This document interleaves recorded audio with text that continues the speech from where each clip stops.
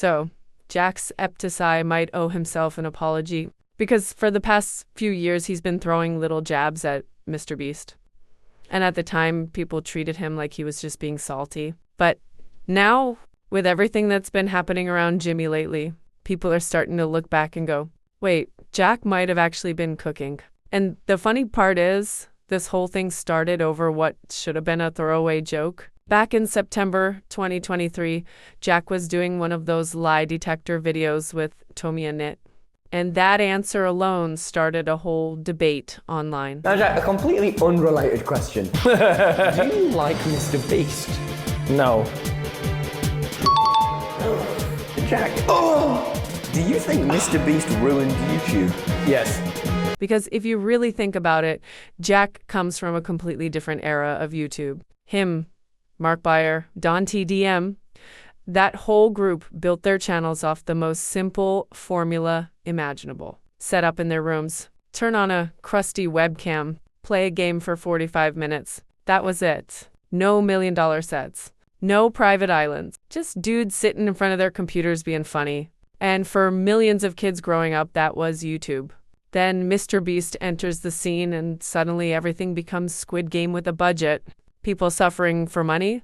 And look, I'm not saying the content is bad, but you can't deny it changed the entire ecosystem. Because once one creator starts spending millions on videos, the rest of the platform suddenly feels like it has to level up too. And apparently Jimmy took Jack's comment very personally, because he went on Twitter and dropped a pretty heated response basically saying, "So I ruined YouTube because I reinvest my money into content instead of buying mansions and sports cars." He also said the clip was disrespectful and that he's spent 14 years of his life making videos because he genuinely enjoys it, which, okay.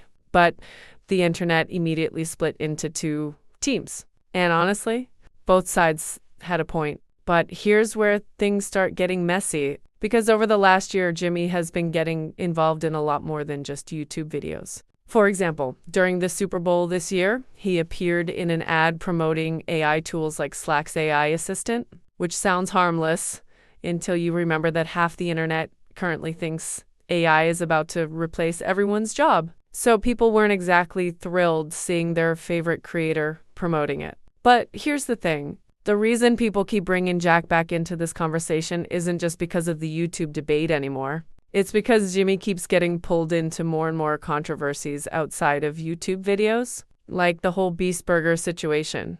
If you somehow missed that saga, MrBeast launched a virtual restaurant brand called MrBeast Burger back in 2020.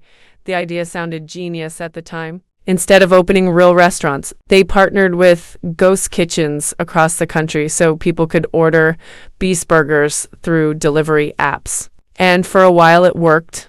The brand was everywhere. Fans were excited. Creators were promoting it.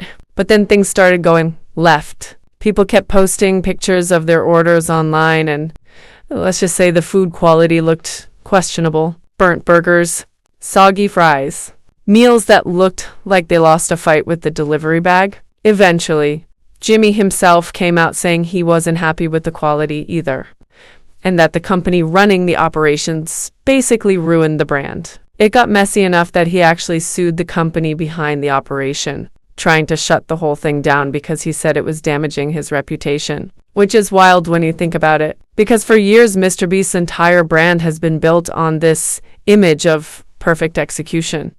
Everything polished, optimized, and controlled. But Beast Burger was one of the first times people saw a major MrBeast project spiral into a full public mess. And then there's the Saudi Arabia situation. Recently, Jimmy caught backlash for participating in events connected to Saudi Arabia. Now, if you've been on the internet long enough, you've probably heard about Beastland, a theme park. And Saudi Arabia has been heavily criticized for their slave labors and poverty rate. So, when a massive creator like MrBeast shows up in that ecosystem, people start asking questions. Then there's the Elon Musk situation. Jimmy has openly supported Elon multiple times, even promoting projects like Neuralink, the brain chip technology Elon's company is developing. And look, yes, Neuralink could potentially help people with paralysis regain movement. That part is incredible. But the idea of putting a computer chip in your brain connected to a tech company is also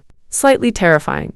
And then Jimmy somehow managed to add another controversy on top of that. Because recently he announced that he acquired a financial services app called Step. The app is aimed at teenagers and is supposed to help them build credit, save money, and learn about investing. Jimmy tweeted about it, saying that nobody taught him about money growing up. So he wants to help young people build a financial foundation, which, again, sounds good until people started looking deeper into the app.